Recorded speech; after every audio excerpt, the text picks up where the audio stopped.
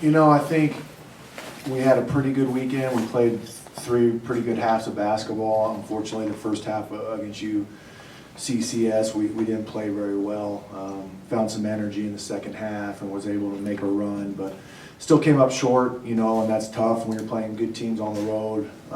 You got to play well for 40 minutes.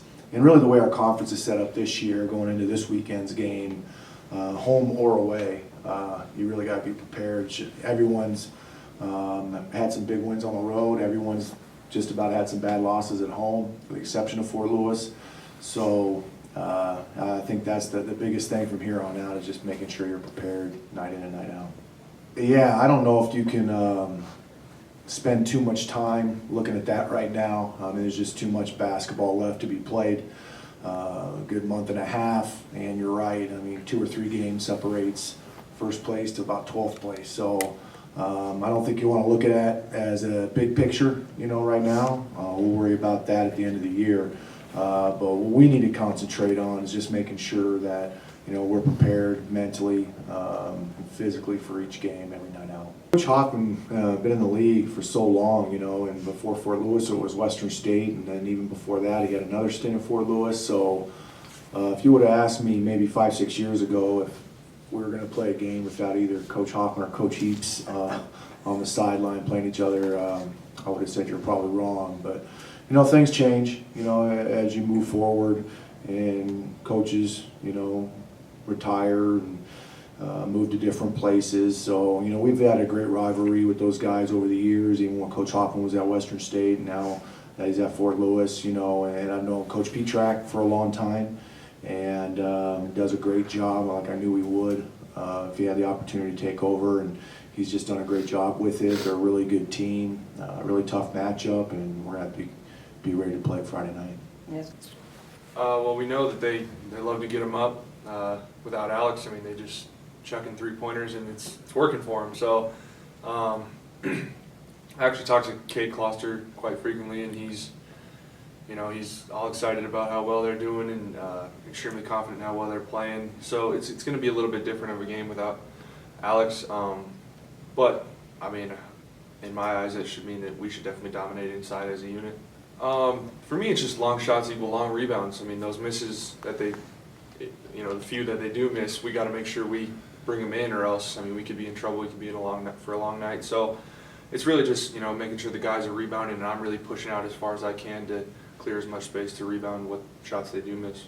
The way I looked at it is, I don't know if there's been a game this season where we've really put together a complete game. We've had some monster halves and we've had some poor halves, and it just goes to show. We still won a lot of games, and I think we're definitely the best team in the league if we were to put 2 halves together.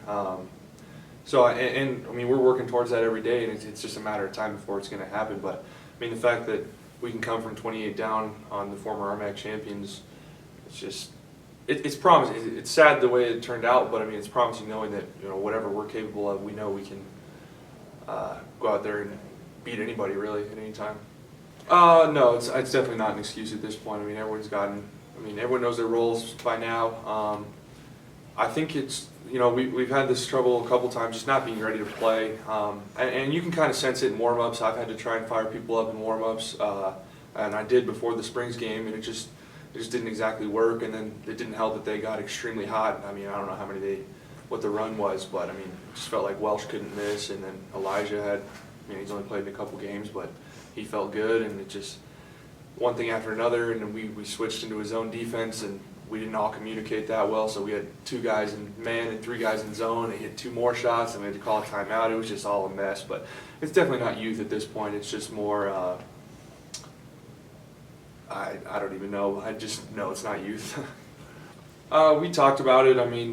Just chip away, and our goal was to have the lead cut to 10 with 10 minutes left, and we had it cut to 10, I think, with 13 and a half minutes, if I'm not mistaken. And so it happened quick, and we know we're capable of scoring the ball that quickly and getting stops too. And we knew UCCS was turnover prone, so we talked about that, and we forced some turnovers, and there was also some unforced turnovers that helped us out. But it's just, I credit a lot to Connor Nichols. He was yelling at people, trying to get everyone fired up. When he came out on the floor, he did some great things. it's just everyone wanted it. I mean, we were just kind of shell shocked that the first half went the way that it did, and I mean, we responded, just didn't finish. Ryan, last weekend you passed Shantz for career 3-pointers, and you're tied with Dominguez. I forgot about that too. I was going to tell him he couldn't shoot anymore the rest of the season. But. I didn't know that. Just talk about being in that rare company. It's extremely rare. Yeah, I mean, Dominguez did it in a season. That's really impressive. But and he did it in 2. So I mean, it's fun, I guess. I mean, especially being a big guy. But I mean, I haven't been shooting it well this season at all. So I'm still trying to work on that. But I'll be happy when I pass him. It's just another thing I can beef with Dominguez about.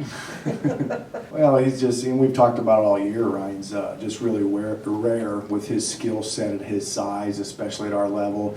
And really at any level, you know, you just don't see guys that are 6'11" that can step out and hit free throws as well as he does. And it's just a real testament to all the hard work Ryan's put in over the years. And you can see by his numbers each year and how much better he's gotten year in, year out, you know, and those things don't happen by accident, you know, and he's just been a pleasure to coach, and he's a great kid on and off the floor and in the classroom, and I couldn't ask for anything more from one of our players.